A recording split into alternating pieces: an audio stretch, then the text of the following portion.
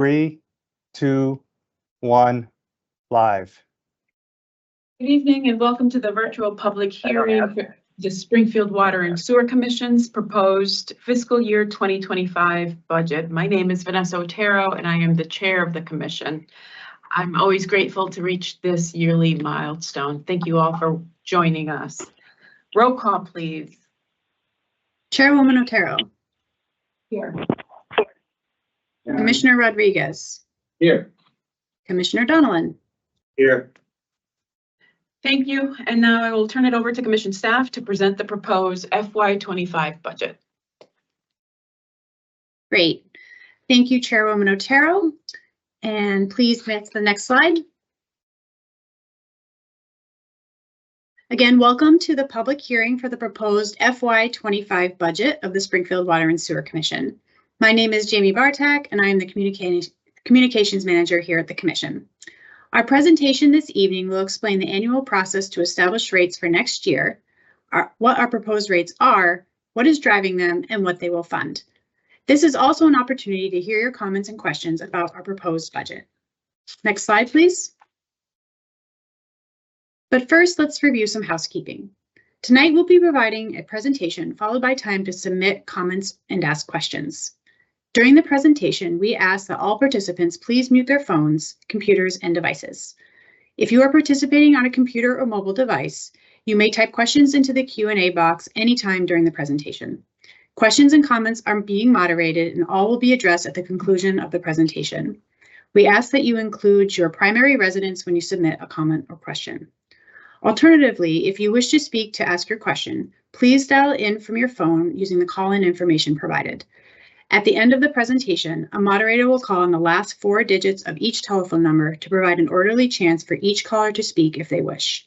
Please try to limit your questions to 3 minutes to allow time for all of those who may wish to speak. If the streaming or audio is interrupted for any reason, please go to our Facebook, Twitter, and Instagram pages at SPFLD Water Sewer, where a new link and call-in information will be posted as quickly as possible so that we can resume the event. After the hearing, you may also send questions or comments to info@waterandsewer.org or call 413-452-1302. Finally, I should mention that this event is being recorded, including the public discussion, and will be posted to our website after the hearing. We also have Spanish translation available. I'd like to introduce my colleague, Vicky Baez, who will provide translation assistance this evening. Vicky? Jamie. Buenas noches y bienvenidos. Mi nombre es Vicky Valles, soy una de las supervisoras de facturación. Quiero repasar con ustedes algunos detalles sobre la presentación de esta noche. Durante la presentación le pedimos a todos los participantes que por favor mantengan sus teléfonos, computadoras y dispositivo móvil en silencio. Los participantes pueden escribir sus preguntas o comentarios en el cuadro de preguntas y respuestas en cualquier momento o llamar al 413-261-6430. El número de identificación es 210-036-547 y el símbolo de número. Para hablar al final de la presentación y después presione estrella 6 para hablar. Las preguntas y comentarios se están moderando y todos se abordarán al final de la presentación. Le pedimos que concluya su nombre y dirección residencial cuando envíe sus comentarios o preguntas. Para proveer la oportunidad de hablar, se llamará a los participantes telefónicos utilizando los últimos 4 dígitos de su número de teléfono. Por favor, intente limitar sus preguntas a 3 minutos para darle tiempo a todos aquellos que deseen hablar. Si este evento se está interrumpiendo por alguna razón, conéctase con las páginas sociales Facebook, Twitter o Instagram, donde se publicará un nuevo lance información de llamada más rápido posible que podemos reiniciar el evento. Después de la audiencia, pueden enviar preguntas o comentarios por correo electrónico a info@waterandsewer.org o llamar al 413-452-1302 después de la presentación. Finalmente, queremos informarle que este evento está siendo grabado y será posteado en nuestra página web después de la audiencia. Thank you, Vicki. Next slide, please. And now we'll begin. The Springfield Water and Sewer Commission was established in 1996 as an independent public regional water and sewer utility. Before that time, it was a department within the City of Springfield's municipal structure. The Commission operates today pursuant to Chapter 40N of the Massachusetts General Laws and with a 3-member board appointed by the City of Springfield's mayor and approved by City Council. Our current commissioners are Vanessa Otero, Daniel Rodriguez, and Matthew Donnellan. We provide retail, regional, and peak and emergency water and sewer service to 10 communities in the Lower Pioneer Valley. Next slide, please. Clean and reliable drinking and wastewater service is something all of us rely on and physically interact with every day. Yet the infrastructure and work that goes into delivering it are in pipes and underground, or in treatment plants outside of the city. In other words, out of sight, out of mind. So here's an overview of the main elements of your drinking water and wastewater systems. The main drinking water supply is Borden Brook and Cobble Mountain reservoirs, which are located in Blandford and Granville, 20 miles to the west of the city. They are surrounded by 14,000 acres of protected water supply forest that is owned and managed by the Commission. Borden Brook was constructed in 1909 and Cobble Reservoir was constructed in 1930. Our emergency water supply reservoir is Ludlow Reservoir in Ludlow, which was constructed in 1872 and is surrounded by an additional 4,000 acres of watershed forest. From the main reservoirs, raw water travels by gravity onto West Parish Filter's water treatment plant in Westfield, where the water is treated for consumption and use. West Paris, which was originally built in 1909 and underwent its last significant modernization in 1974. Components from both eras are still in use today. We are gearing up for the construction of a new West Parish water plant later this year, which we'll touch on in a few moments. After treatment, water continues by gravity through 3 transmission mains into the water distribution system, which is comprised of 579 miles of pipe in Springfield and Ludlow. 40% of the length of that pipe is 75 years or older. Next slide, please. After your water flows into your drain or toilet, it then enters our sewer collection system, which is comprised of 473 miles of pipe in Springfield, significant portions of which date from the late 1880s. Wastewater flows to our wastewater treatment plant on Bondi's Island in Agawam. The plant there was originally built in 1939 and later modernized in 1972. There, wastewater is cleaned and treated for eventual return to the Connecticut River. Part of this legacy sewer system includes 25 combined sewer outfalls, or CSOs, which date from the original construction of the sewers. Next slide, please. This map provides a quick visual extent of our drinking water and wastewater system. We serve Springfield and Ludlow drinking water in a retail capacity, which means we own and maintain all of the drinking water distribution infrastructure in those communities, and customers are billed directly by us.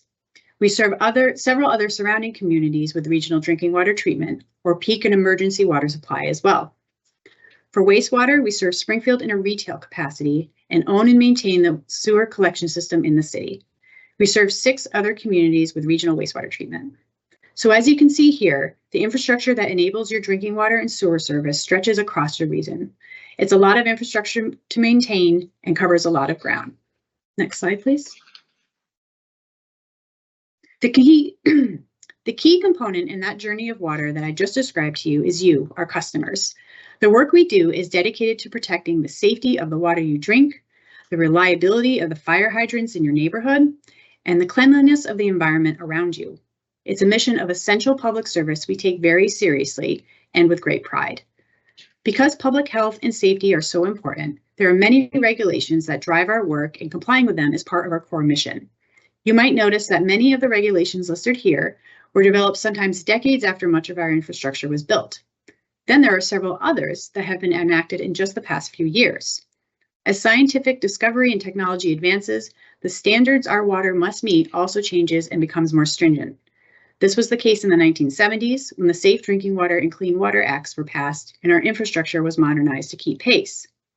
Now we are entering a similar era where regulations are advancing, but our country's water infrastructure is not designed to meet them. A good example are the recent PFAS regulations passed in April by EPA. While it is fortunate that the Commission's water supply is currently compliant with these new stringent PFAS standards, many other water systems across Massachusetts and the nation will need to significantly upgrade their treatment systems to remove this newly regulated contaminant. But the rapid emergence of PFAS regulations and the new technology that will need to be implemented to respond is illustrative of the situation water utilities across the nation are facing. In addition, unlike in the 1970s, today most new water regulations are not accompanied by significant state or federal funding, if any funding at all, to support compliance at the local utility level. Back home here, of course, the Commission has ongoing compliance issues with the Stage 2 disinfection byproduct rule, specifically with HAA5. This is due to our plant being too old to keep up with changes in water quality caused by climate change. An administrative consent order with DEP was finalized this year and agrees with the Commission's already established timeline of resolving DPBs through the construction of a new water plant by September 2028. But regulatory commitments like this do not come with funding support. Next slide, please. On the topic of funding, it's important to understand that today, when it comes to water and wastewater in the United States, almost all funding is derived at the local level. That means the Commission's infrastructure, operations, services, and debt for capital projects are almost entirely funded by rates from retail and regional customers. We are a public utility, so rates are not designed to generate profit. We receive no state, local, or federal tax revenue. Any federal or state funding we do receive is mostly in the form of loans. Relying on rates also means our revenue is based on how much water is consumed in a given year. Next slide, please. Water consumption trends are an important factor in how we project our revenue from year to year. As you can see from this chart, over the past 25 years or so, the general trend for water consumption is downward. This is due to a few factors, such as people conserving water through more efficient appliances and fixtures, and also the presence of less water-intensive industry. Consumption is also driven by the weather. This means our revenue can vary substantially from year to year. Last year, for example, we had a wet summer, so people weren't watering their lawns as much. This caused a decrease of 4% in our projected revenues. Less water consumption is a phenomenon not unique to Springfield. Even the water supplier that serves Boston has seen a downward trend in consumption over the past several decades. But throughout these trends, our reliance on rates has remained the same. Even if people use less water, there are still fixed costs to deliver it. The pipes in the ground still need to be maintained, the treatment plants still need to run, and we still need to have people running our systems, no matter how much water is flowing. So we can't adjust how much water people use, and we need to adjust our rates. Next slide, please. As I've mentioned, funding for water in this country is generated primarily at the local level.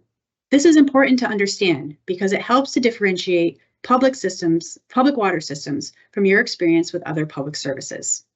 For example, though it's a little hard to see here on this slide, the chart in the upper left shows how federal investment has remained generally level and low since 1956 compared to local or state investment.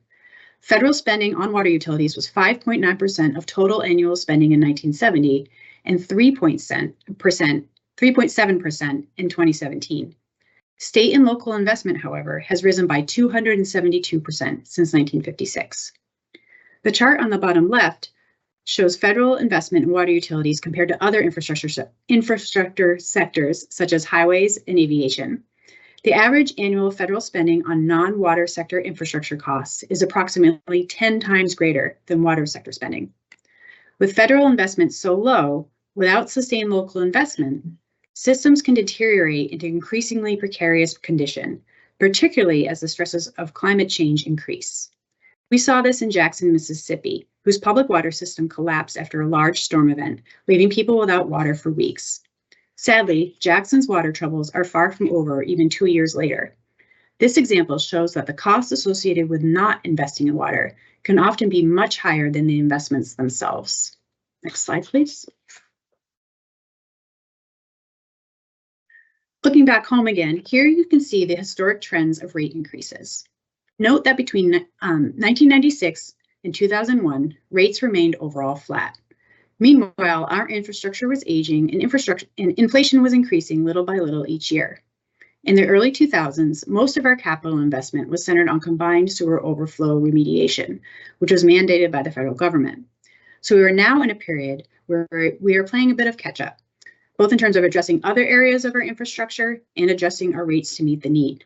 Overall, the average rate increase since 2002 has been 7.7%. We've already established that there are few direct federal funding opportunities for water. So to move forward with modernizing our systems to meet today's needs, our utilities options for water infrastructure projects generally rely on a mix of local, state, and federal funding and financing sources. At the local level, the first is rates. This works well for smaller projects and of course for operations, but for large capital projects, we cannot expect our customers to front the entire cost up front. The rate spikes would be unsustainable and unaffordable. So instead, we need to borrow. One option is general revenue bonds. These are the most costly since we pay market rate interest for them, and we all know interest rates are not what they were a few years ago. Next slide, please. Therefore, we frequently turn to state and federal financing sources for large-scale projects. At the state level, there are the Clean Water and Drinking Water State Revolving Funds. The Drinking Water Revolving Fund in particular is limited in terms of how much we can borrow each year, and both programs are also competitive. When we borrow from the SRF, there is an offer of partial loan forgiveness, which in recent years has increased due to the Infrastructure Investment and Jobs Act of 2021. For some of our SRF loans, we can anticipate 4 to 15% forgiveness, but of course to receive that, we have to take out a loan first. On the federal side, the largest loan program is the relatively new Water Infrastructure Financing and Innovation Act, or WIFIA program. This is also a loan program that offers very flexible terms. These loans are highly competitive on the national scale, and the Commission secured a $250 million loan in 2021. This loan has enabled us to advance the new water treatment plant project all at once, rather than in pieces. There are a few other funding opportunities listed here, and we pursue them, but they tend to be limited, competitive, and generally smaller in scale.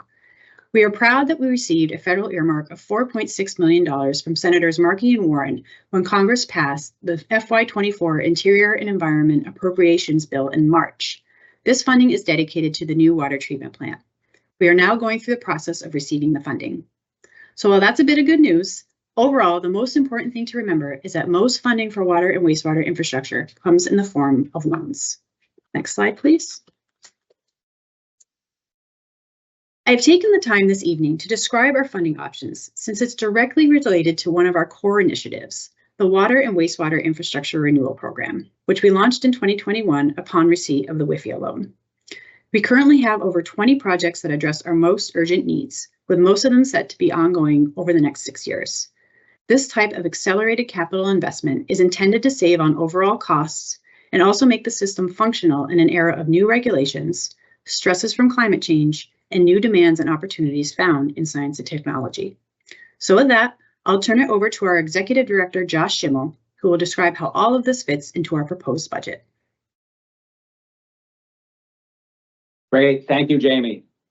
And now that you all know who we are and what we do, we want to go into our budget process and the need for capital investment. Next slide, please. This slide lays out the process by which rates are established each year. Goals for establishing the rates are focused on value, stability, and reliability in the services we provide.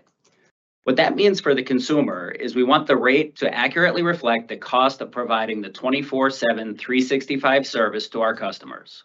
We want stability in the rate structure so that we avoid rate spikes, and that increases are predictable and modest, and that each year the rates support a budget that ensures continued delivery of our essential services. It is important to understand that our planning horizon is not just this year or next year. It's the next 20 years, the next 20 to 50 years, and that today's budget supports investment that will provide reliable service now and for future generations. So the first step is to identify spending needs for O&M, capital and existing debt. This establishes the spending budget. The second step is forecasting revenues based on the consumption trends, and Jamie spoke about that in her slides. It is important to emphasize this key point again, that 95% of our budget is directly funded by the revenue generated by the rates that we charge. There is no local, state, or federal assistance that supports our operation, and that our revenue projections are based on actual consumption trends. This is followed by a gap analysis of needs versus projected revenues. Included in this analysis is the consideration of certain requirements with respect to financial policies, loan obligations, and operating capital. And lastly, this complex equation is solved yielding the fiscal year rates. Again, these rates are set to appropriately fund the annual needs of the commission. Another point we would like to make is that the commission also utilizes a third-party firm to independently validate the rates as a system of checks and balances for rate development. Next slide, please.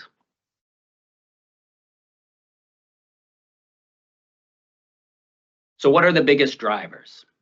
An urgent need for reinvestment. And why is there an urgent need to renew our infrastructure?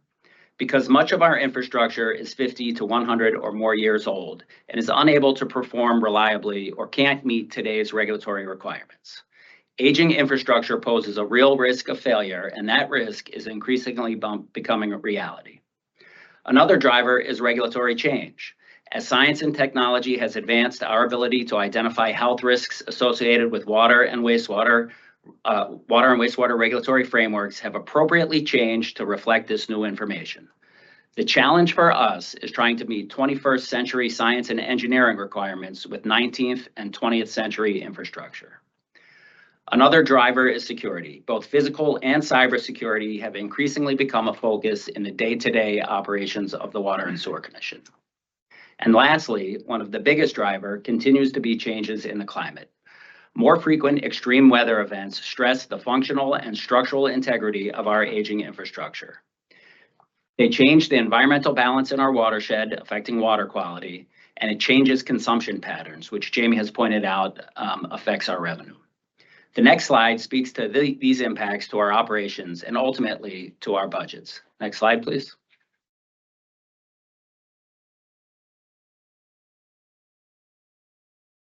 As we just discussed, climate change is affecting our operations, and here are examples all from the current fiscal year.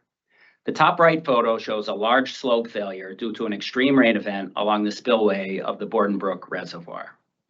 The bottom right photo shows continued issues along Riverside Road due to changing environmental conditions, likely related to groundwater. The bottom left photo shows the Abbey Brook water main break that resulted in a 48-hour boil water notice for all of Springfield and Ludlow.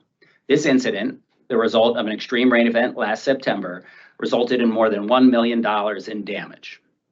And lastly, the photo on the top left shows the impacts of heavy rain on a tributary to the Commission's main source of water, the Cobble Mountain Reservoir. What this shows is very muddy water with high levels of sediment and organics being pushed into the reservoir.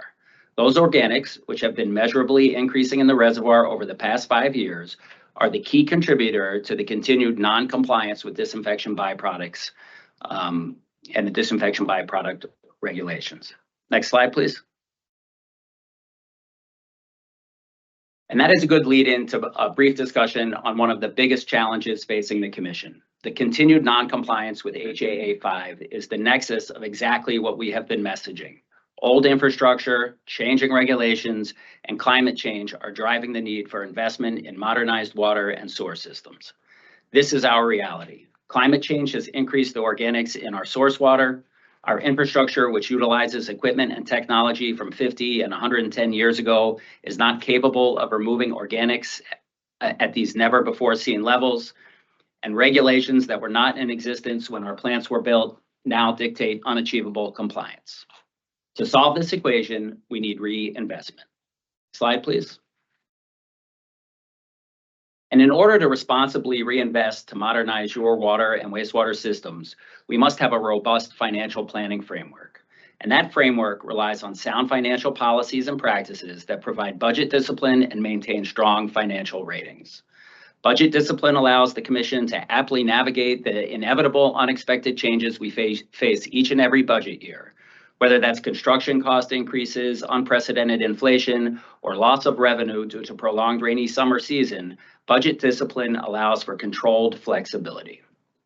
And maintaining strong financial ratings allows the Commission to borrow money at the lowest possible interest rates, and that has profound impacts on rates. As Jamie previously stated, the Commission borrows for the majority of its large capital projects. Other cornerstone elements of the financial planning framework are proactive and detailed engineering studies to evaluate the most cost-effective use of ratepayer dollars. This can be the determination and evaluation of the choice to repair or replace certain infrastructure or decision on what the best available technology is. Engineering evaluations allow for informed decision-making. And when we utilize the tools available to us to make informed decisions, we are able to address all of the challenges we have previously spoke about: aging infrastructure, regulatory compliance, risk reduction, increased reliability, and resiliency with respect to the environmental changes we face.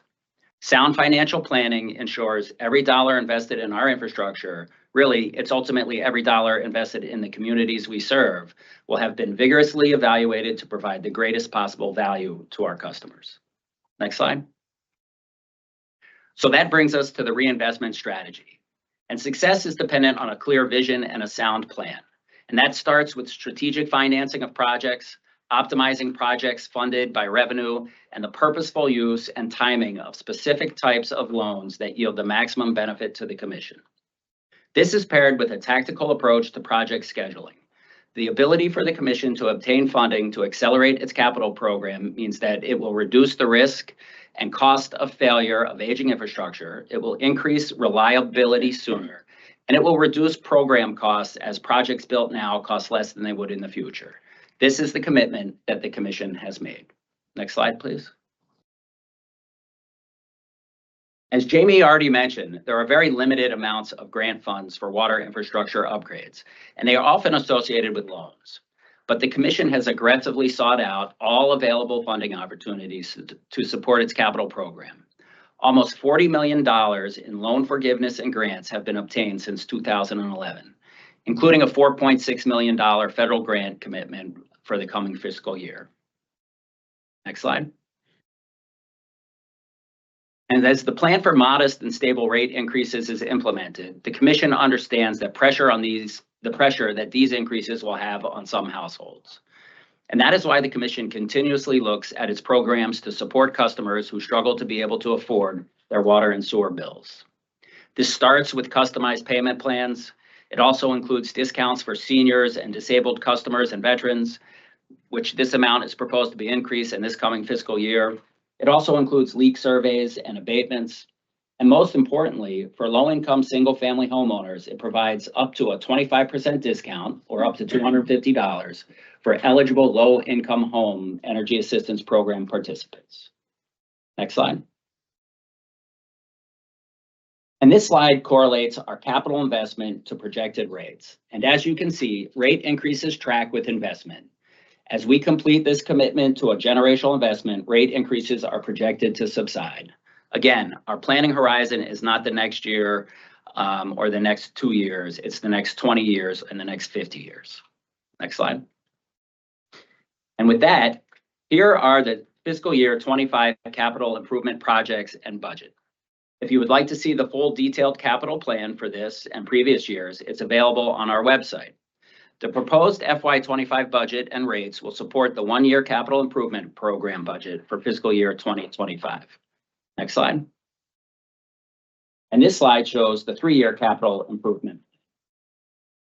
And with that, I would like to pass the baton to our Director of Engineering, Darlene Buttrick, to go into a little more detail about this program. Darlene? Thank you, Josh. My name is Darlene Buttrick, and I'm the Director of Engineering of the Commission. I oversee the Commission's capital projects, which include our water and wastewater infrastructure renewal program. Next slide. The Water and Wastewater Infrastructure Renewal Program is a capital improvements program that includes more than $550 million in water and sewer upgrades, from treatment plants to the pipes running underneath our streets. These are major projects that take years of planning, design, and construction, with some of the largest projects taking as long as 10 years to complete when all is put together. These are generational investments, and we want to make sure we're getting it right. We have over 20 projects included in our program that are being completed over the next 6 years, which is a relatively short time frame for infrastructure renewal projects of this magnitude. Next slide. Many of the projects in our capital program were voted on in previous years. Tonight, we'll provide updates on some of the more significant projects in the portfolio. Before we move forward with that, on this slide, you can also see two of our first major projects from our portfolio that we are proud to have already delivered. The York Street Pump Station and Connecticut River Crossing project and the backwash facility at West Parish Filters. Both projects were completed in November. The New York Street Pump Station replaces a 1938 pump station and better positions our wastewater system in terms of climate resiliency, system reliability, and environmental protection. The new backwash pump station replaced outdated and degraded infrastructure in our existing drinking water plant and will allow us to continue treating water during the construction of the new West Parish water treatment plant. Next slide. Perhaps the most prominent project in our portfolio is the new West Parish water treatment plant. The current water treatment plant has water quality compliance issues, including exceedances in disinfection byproduct levels, otherwise known as DBPs. These problems are due to changes in our raw water quality caused by more extreme precipitation patterns, as well as outdated technology and end-of-life equipment, including some that dates to the early 1900s. We saw these risks emerging with the plant back in 2015, so we initiated a planning process to assess the condition of the systems and facilities and the ability of the plant to meet current and future water treatment regulations. The outcome was the need to build a new treatment plant, which includes a new treatment step that will remove organics from the water to address DBPs. The new plant will also eliminate our reliance on 1900s era technology. The project is currently out to bid and construction is anticipated to begin this fall, starting with the demolition of the existing slow sand filters, which will take a year and a half to complete. We have a website dedicated to the project where we have a new video explaining the project. It is anticipated that construction of the new treatment plant will be complete in 2028. Next slide. Another important project in our portfolio, the 42-inch raw water transmission main project, will restore a critical path of water from the Cobble Mountain Reservoir to the water treatment plant. The project will repair damages to the pipeline that occurred due to a valve failure on the transmission main and replace the failed valve. The energy dissipation valves reduce the high amounts of energy in the water as it arrives at the water treatment plant, which allow us to safely move water from the Cobble Mountain Reservoir to our water treatment plant. We typically accomplish this at our hydropower facility, as this facility serves as an important bypass, which will allow us to perform critical maintenance to the hydropower facility. We anticipate construction to begin this summer and be completed by the end of next year. The project is financed through the WIFIA program. Next slide. The Cobble Mountain Hydropower Station was constructed in 1930 and is operated by Holyoke Gas and Electric. The facility is our primary path of water conveyance to the water treatment plant and also generates green hydropower. The generating equipment is original and 2 out of 3 of the turbines are no longer in operation. This project will include the replacement of one of the original turbine generators, as well as rehabilitation of the penstock and replacement of the penstock isolation valves. The project will be financed through our revenue bond and the WIFIA program, and the Commission received a $5 million grant from the Department of Energy for this project. Next slide. Another significant treatment project includes our wastewater treatment plant upgrades at Bondi's Island. The wastewater treatment plant was last updated in the 1970s. Environmental standards have changed over time, but a lot of the equipment at the plant hasn't been updated to meet these new standards. This project includes electrical upgrades that will update a very old electrical system, making it more resilient. In addition, the project includes aeration basin upgrades as part of a nutrient upgrade project. The updated equipment will be more energy efficient and will be more effective at the breakdown of waste, which will remove more nutrients. This makes for healthier rivers and estuaries and helps us with compliance with our new permit from EPA. Finally, grit removal will be added to the treatment process. This process will more effectively remove dirt and other things that find their way into the treatment plant and will make it more efficient and safer for workers. This project is financed through the State Revolving Fund program. Next slide. The Water and Wastewater Infrastructure Renewal Program includes a variety of drinking water and sewer main replacements to modernize the infrastructure in the city to improve service reliability and efficiency. The program includes many water and sewer projects over several years, with current projects listed here. This upcoming year, a major transmission main will be replaced on Bernie Avenue. We've been utilizing a temporary repair there, and a permanent one needs to be installed. We will also see focus on the X in 2025 and 2026, where over 7,000 feet of water main will be replaced while Mass DOT upgrades the intersection there. In addition, we are coming to the conclusion of a years-long effort to replace galvanized service lines in order to come into compliance with the new lead and copper rule regulations that go into effect in October. By the end of this summer, we will have replaced approximately 1,500 services. Other improvements throughout the city will include water infrastructure improvements at Liberty Street and Westward Circle, as well as sewer lining work on Plumtree Road and Wilbraham Road, among a few others. These updates are needed to ensure reliability, hydraulic performance, fire flow capacity, and in the case of sewer, to prevent backups that will sometimes happen with more intense storm events. For these projects, we try to coordinate with other agencies doing work wherever we can to minimize disruptions. The projects are prioritized based on regular assessments and evaluations based on age and past issues, so that we can target ratepayer money where it is needed the most. Next slide. Last but not least, there are some projects that are chosen for us. Climate change is accelerating the deterioration of some of our infrastructure, which has led to unplanned projects to address failures that have occurred in our system. When we do these repairs, we try to replace them with more resilient infrastructure. This includes the repair of sewer cave-ins at both St. Michael Cemetery and Woodcliff Avenue, as well as repairs to our 36-inch water transmission main at Abbey Brook. Recent heavy rains are currently accelerating damage on Riverside Drive, where we are currently assessing damages and planning the repairs or replacement of our transmission mains in this location. These are the types of projects we can't ignore, as they serve critical portions of our system. This sometimes means that we have to put off other long-planned projects. Now I will turn things over to Anthony, who will discuss the proposed budget and rates.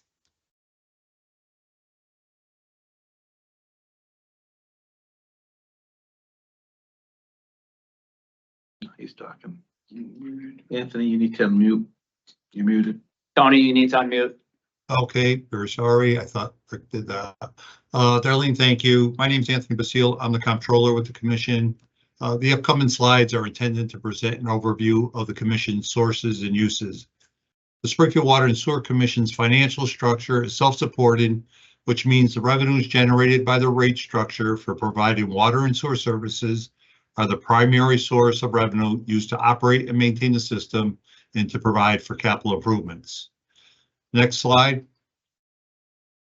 What does it cost to deliver water and sewer services? We are estimating that $113.5 million in revenue will be needed to be generated for the next fiscal year.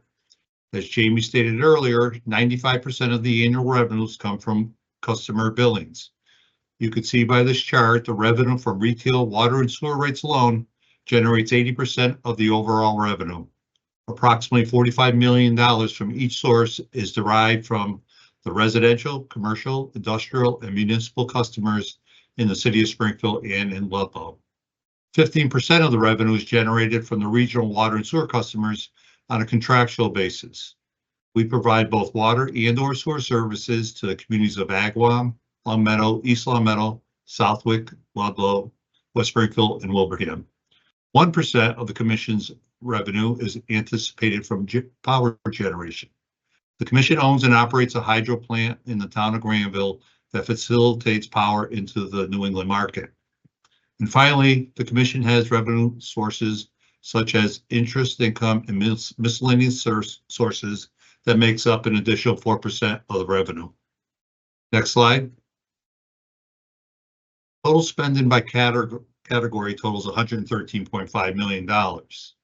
The annual revenue seen on the last slide need to support in total the operating and maintenance budget, including the annual debt service, as well as capital spending directly from revenues, plus any additional reserve requirements, which is in accordance with the commission's bond resolution.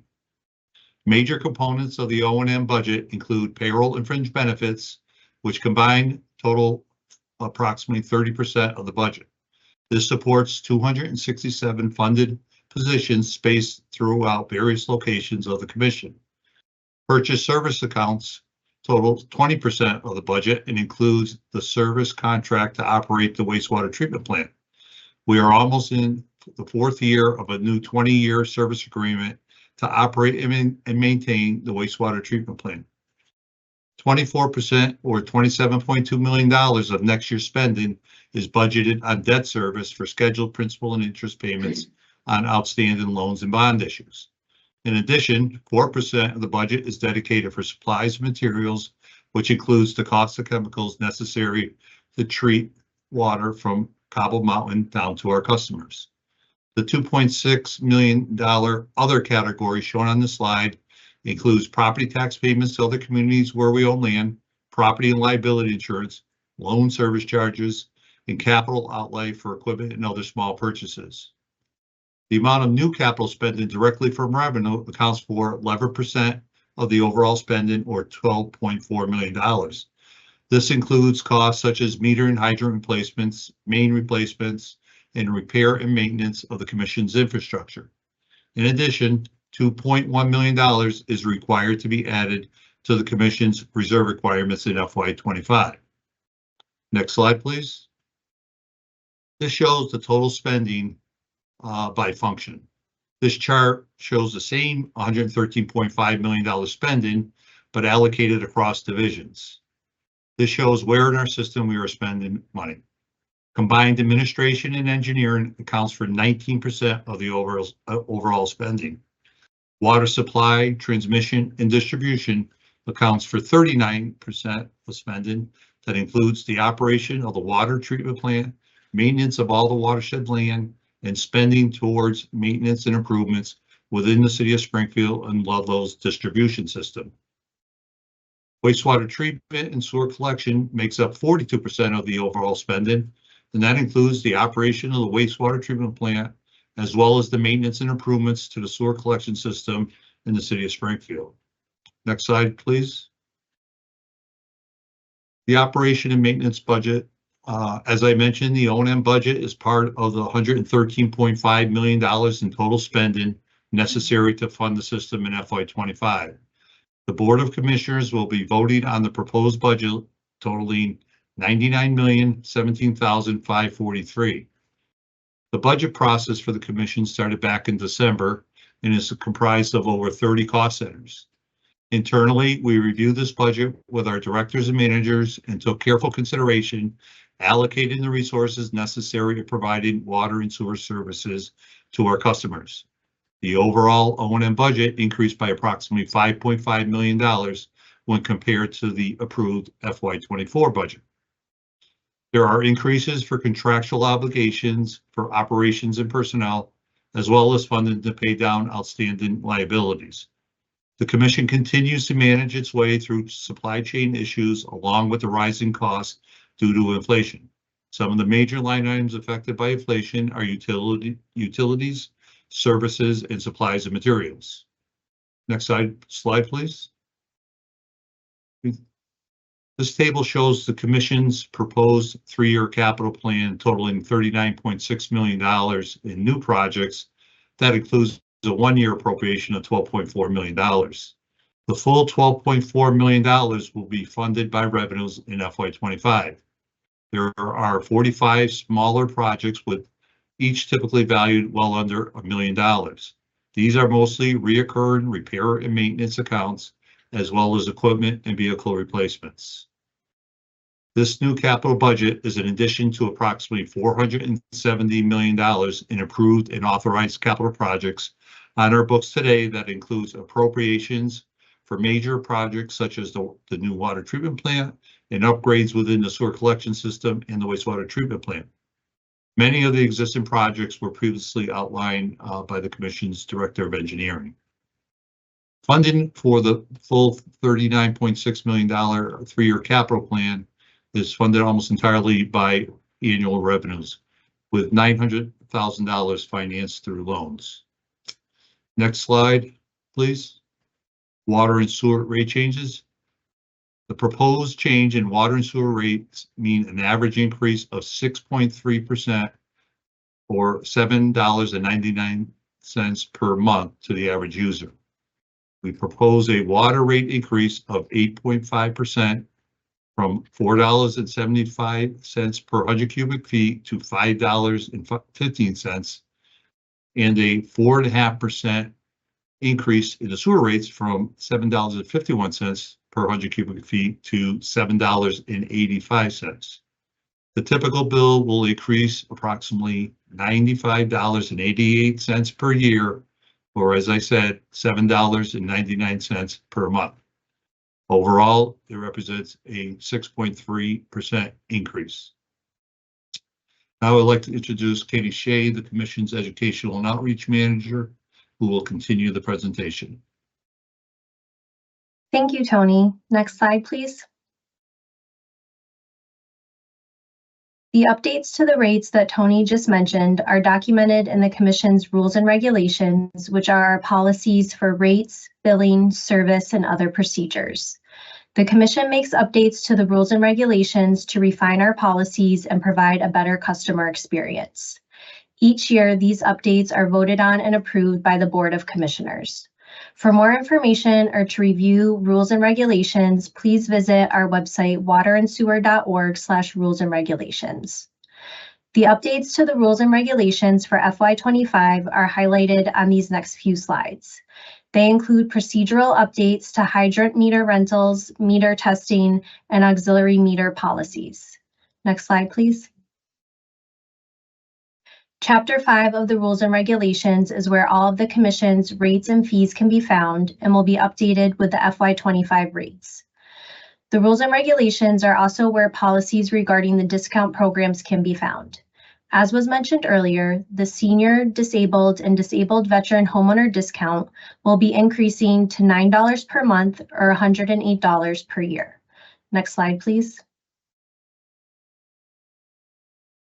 A complete summary of the proposed changes to the rules and regulations, as well as other FY25 budget and capital improvement program documents, which have been discussed this evening, can be found on the Commission's FY25 budget webpage. Next slide, please. As we highlighted at the start of this presentation, this is our water and sewer system, and without the support of federal funding, both here in Springfield and on a national scale, much of the costs of necessary water infrastructure renewal projects rests upon the ratepayers, which is why connecting with you, our customers, is so important and provides us with the opportunity to share more about all that your rates fund. The Commission is committed to connecting with our customers, not only on nights like tonight, but throughout the year through public presentations like meeting with City Council subcommittees and informational sessions at neighborhood civic associations and local senior centers. This past year, we were happy to visit neighborhoods like Indian Orchard, 16 Acres, and the South End, as well as senior centers like Hungry Hill. Next slide, please. While we enjoy visiting the neighborhoods and sharing more about our work, last fall we were pleased to welcome the public to our locations for tours and open houses at 2 of our completed projects, the backwash facility at West Parish Filters and the York Street Pump Station along the Connecticut River in Springfield. It was great to welcome so many members of the public to show them what we have been working on and celebrate the completion of 2 cornerstone projects of the Water and Wastewater Infrastructure Renewal Program. And we look forward to more events like these in the future as more infrastructure projects like the new drinking water treatment plant get underway and are completed. Customers can also stay up to date on construction progress of the new plant and other projects through periodic updates on our website, bill stuffers, social media, YouTube channel, and more. Next slide, please. The Commission also provides a variety of educational outreach programs, including tours and collaborations with schools, colleges, and local environmental groups like Mass Audubon. Students may also participate in our scholarship and internship programs. You may see our mobile water station and team of Commission staff passing out refillable water bottles and fresh tap water from Cobble Mountain Reservoir at community events like the Spirit of Springfield Pancake Breakfast, 4th of July fireworks, neighborhood community fairs, and back to school events. Through these events and outreach, we have the opportunity to connect with our customers, answer questions, share more about what goes into water and wastewater operations, and to highlight the many rewarding career opportunities in the water sector. Next slide, please.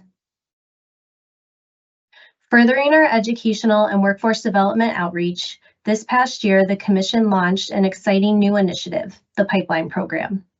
The Pipeline Program is a work-based learning paid summer internship program for 12 high school students from Springfield to explore different careers in the water sector. In 2024, we saw applications for the Pipeline Program double and are looking forward to hosting our second year of Pipeline Program interns in just a few weeks. We've talked a lot about the investments we are making in our infrastructure, but the Pipeline Program is one of the ways we are investing in our people and in our community by building the next generation of water workforce professionals. Next slide, please. Building our water workforce is important because our people are just as essential to our system as the treatment plants they work in or the pipes they repair. When you turn on your faucet or you flush your toilet, you might not think about the team working behind the scenes to make it all happen. But we have over 250 dedicated water professionals that work in a variety of fields at our 7 facilities that span the lower Pioneer Valley.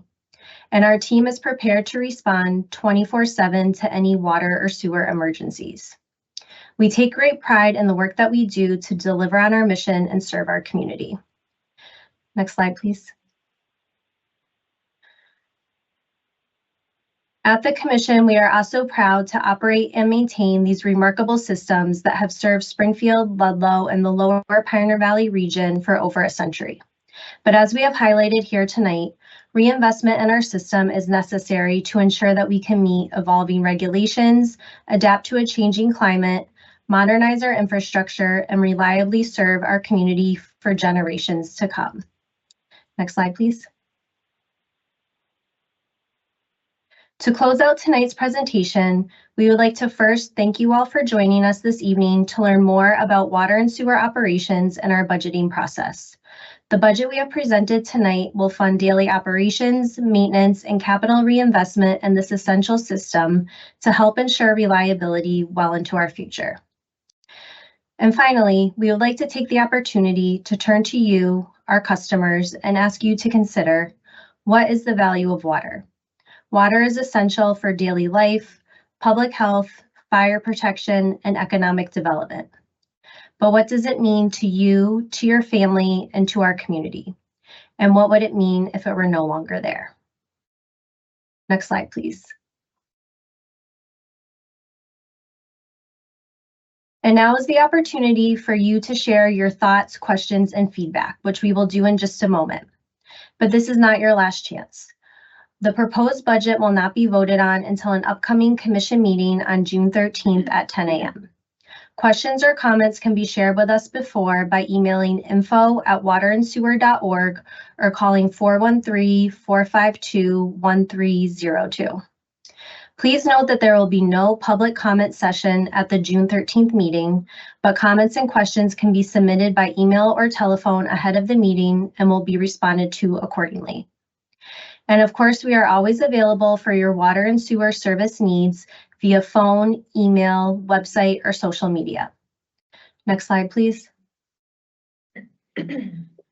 Now is the opportunity for the Commission to hear from you. For those of you who have joined via the telephone, each of you will be called on by the moderator using the last 4 digits of your telephone number. If you wish to speak when your number is called on, please press *6 to unmute your line and share your question or comment. As a reminder, please keep comments to 3 minutes to allow time for all those that may wish to speak. For those of you participating by computers or mobile devices, please type your question into the Q&A box in the upper right-hand corner of your screen. If you wish to speak instead, please use the call-in number shown on this slide and wait to be called on. Please remember, everyone must provide their name and address of residence if they wish to submit a comment or question via phone or Q&A box. Next slide, please. Now I will turn it over to Vicky Baez. Thank you, Katie. Preguntas y comentarios. Para participantes vía teléfono, espere al que el moderador llame los últimos 4 dígitos de su número de teléfono y luego presione el número *6 para hablar. Como recordar los comentarios en 3 minutos para dar tiempos a todos aquellos que deseen hablar, por favor. Para participantes utilizando su computadora o celular, utilice el cuadro de preguntas y respuestas para enviar sus preguntas o comentarios, o llame a 413-261-6430. Presione el número de identificación 210-036-547, símbolo de número para hablar.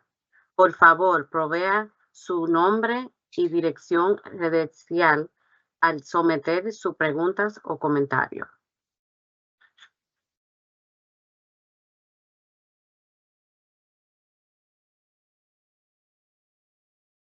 Thank you, Vicki.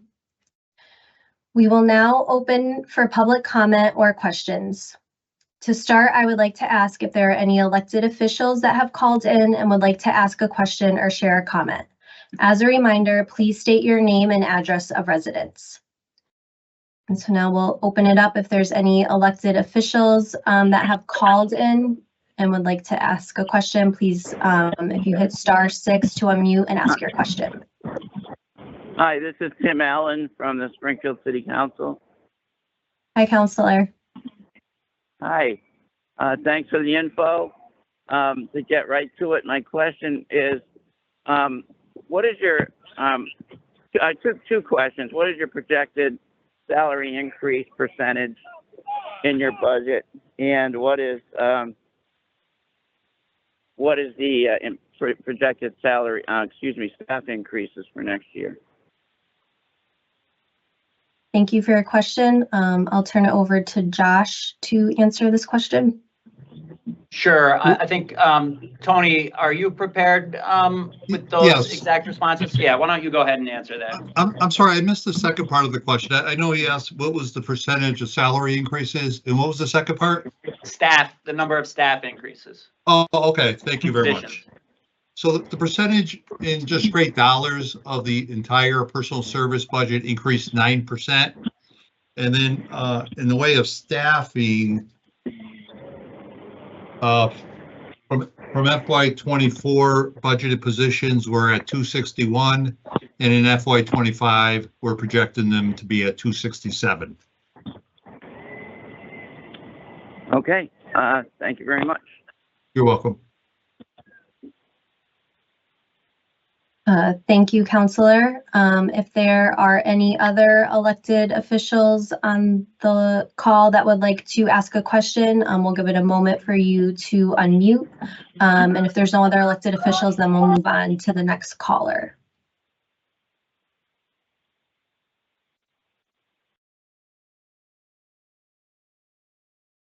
So moving down the list, the next phone number that we have ends in 5682. If you would like to ask a question or share a comment, you can dial *6 to unmute and share your comment.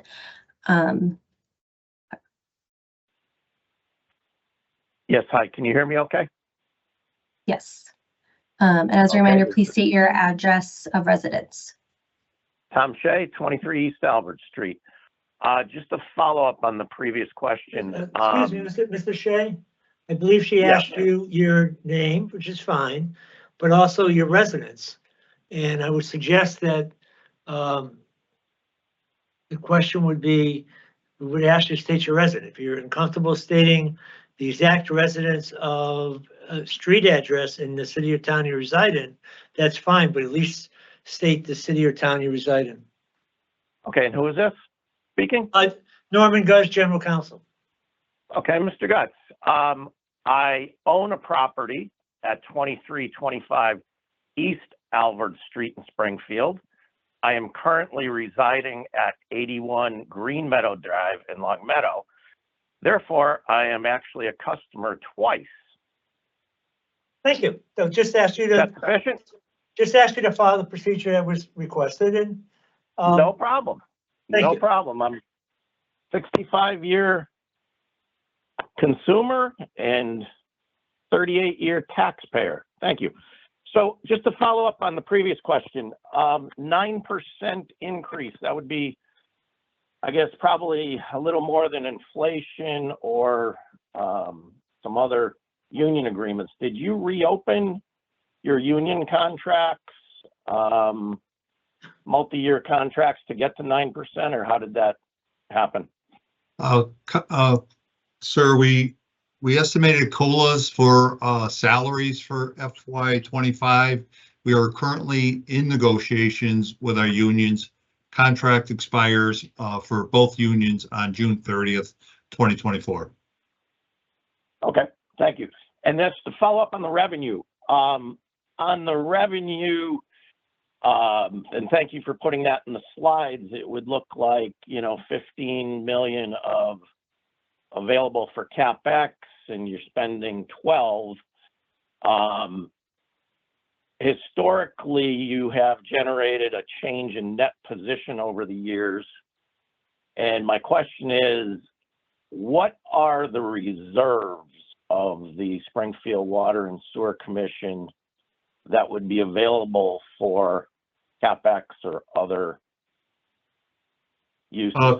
Commissioner, I don't know why I'm calling you Commissioner. I apologize. Sir, the reserves that are on our books as reported in our April financial statements to the board, in the stabilization fund, those are our official reserves, 18,451,087. Okay.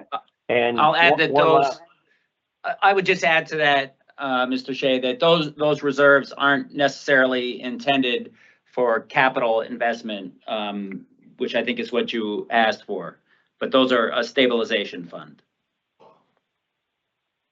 Discretionary reserves, that's fine. 18 is pretty lean, in my opinion. One last thing, in terms of the $325 million West Parish treatment plant, and glad that that's going to be getting going. I would suggest that on your CapEx, you're showing the 12 million. It would be helpful going forward, a slide to show, the major projects. You guys are putting out a lot of money, which is necessary. But out of the 325, could you detail the funding sources? You've got the state, the federal, and how much of that would be derived internally, or is it all debt funded? Josh, you have that, or you want me to just read it off? If you have it in front of you, you can go ahead and read it. Otherwise, I can speak to it, but not an exact number. So if you have it, Tony, go ahead. Okay, at this point, sir, we have earmarked $174.4 million from SRF funding, $150.6 million from WIFIA, for a total project at this point of $325 million. Okay, thank you very much. And thank you for having this call. Thank you. Thank you. Great, thank you. And looks like we have one more phone number on the call. If your last four numbers are 8305, if you have a question or a comment, you can dial *6 to unmute and share your question now. As a reminder, please include your name and address. Hi, good evening. This is Juan Latorre, 122 Forest Hills Road in Springfield. Can you hear me okay? Yes, we can. Yes, we can. Good evening. Okay, good evening, everyone. Thank you so much for putting together this presentation. I think this might be the 4th or 5th year I've listened in, and I always find them very informative and professional. I always have to give my shout out to Jamie Bartek. She answers every question.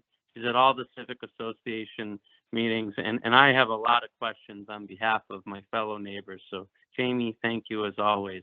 Thanks for putting this together. I mostly have some comments. I may put them into written form as well, so please don't feel the need to respond to all of them. But first of all, just regarding the rates, I agree with the executive director that one great thing is that the rates are predictable. You've told us for a long time that you're going to need to raise a lot of revenue to pay for these upgrades, and accordingly, the rates have been higher. I would respectfully disagree that they're not really modest. I might call 2.5% to 3% is modest. I think 5.5% is high. They've also been higher in other years. So, that's just my perspective as someone who talks to a lot of residents in the community. I have a couple of comments that I think in future presentations, or if they're deep down into the report, I think would really help us out. One is to really understand for the financial assistance that the commission provides, you know, are you bound by any local, state, or federal regulations that say you can only provide assistance based on certain thresholds and requirements, or do you kind of get to set those yourselves based on your perceived need and the amount of money you think you can afford to provide, you know, relief for? That would be helpful. A second thing I want to offer is it would be helpful to have some comparisons. You know, I understand there's no two water systems that are ever completely alike, but given New England, its historic infrastructure and age and build out, I've got to think there's some water systems across New England that are comparable to us based on size and other factors. And it would be helpful to understand, relatively speaking, are we average, you know, cost of maintenance and delivery of water? Are we expensive? Are we inexpensive? That would be great. The last thing I'd like to suggest is not really my idea, but something that someone brought to me that I thought was great, which is that I think we need to really explore more carefully, how is the commission determining the rates that they are charging the surrounding partner communities? For example, like I believe Agawam and Longmeadow purchases water wholesale from you. How are we determining the rates in which they're doing that? The reason I say this respectfully is that you're probably aware that about 1 in 4 Springfield residents live in poverty. It's a big issue in our city. And I think there is a compelling argument to look at what we're charging our peer surrounding communities, who I understand don't pay for our infrastructure because they have their own. But we need to look at some ways that we can shift the burden to make the costs of water and sewer and its maintenance more affordable for the residents of Springfield and Ludlow. And with that, I'm just going to say thank you all for what you do. You have an incredibly complex and difficult job. I did take the opportunity to visit the pump station back in November, and as an engineer, I found it fascinating. So I appreciate that, and just to have the opportunity to continue the dialogue is important to me as a resident and an advocate. So I thank you. Thank you. Thank you. Katie, is that it for external folks? Katie, you're muted. Oh, sorry. Yes, so that is all of the people that have called in. And then it looks like there are no questions in the Q&A box. So we can turn it back over. Josh, if you or the commissioners have anything you'd like to share. Sure, I'll just make it brief. Firstly, I want to thank the board and council for all of the support through the course of the fiscal year. Each year becomes more and more challenging, and without the unique understanding that our board has of the complexity of all of our challenges, we would struggle mightily. And so I'm thankful that we have a board that understands the water sector and the challenges that we face. And then I'd like to thank the staff who are on the call, but many of who are not, who are literally in the trenches day in and day out, come rain or snow, come holidays, and the folks that help put this presentation together. I don't think any single job in this place is more important than the other, and it's an exceptional honor to work with the group of people and the staff that we have here at the Water and Sewer Commission, and I mean that from my heart. Really proud of the work that everybody here has done, not just to prepare for our annual budget, which is a heavy lift, but more importantly, to provide the services to the communities that we do each and every day. So a heartfelt thanks to all the staff for the work that you all do as well. Chairwoman? Absolutely. I'll just like to echo Josh's sentiments about the staff, particularly what's happened in the last couple of years where folks are more in community, and I am so proud of that pipeline program. I think I started talking to Josh about something like that the first time we ever sat down. So to see it and to see that it's so successful and that the students are open to it and are being receptive to a career in water and wastewater is a real joy for me. So thank you. From our other commissioners? I would echo everything you said, Commissioner Otero. The commission works very hard and I appreciate all the hard work. Same here. This is a 24/7 operation, 365. So somebody isn't getting a holiday off or a birthday or whatever, or missing a kid's soccer game or hockey game. So hats off to all of you. Thank you. Thank you very much. Thank you, commissioners. Okay, Katie. So we did just have a caller join. If we'd like to give it an opportunity,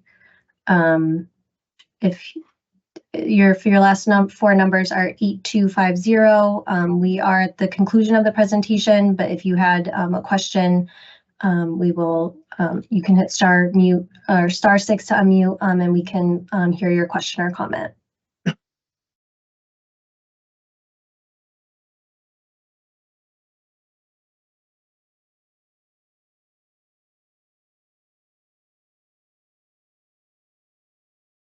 They're unmuted. Right.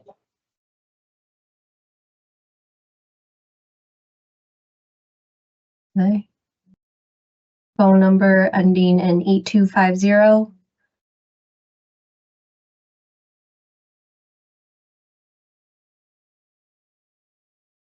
Okay. Yep, we are good. Do we need a vote to come Not a out? vote, it would just be the public hearing. You can now say the public hearing is ended. Or you can leave. The public hearing is now ended. Thank you and good evening. Thank you, everyone.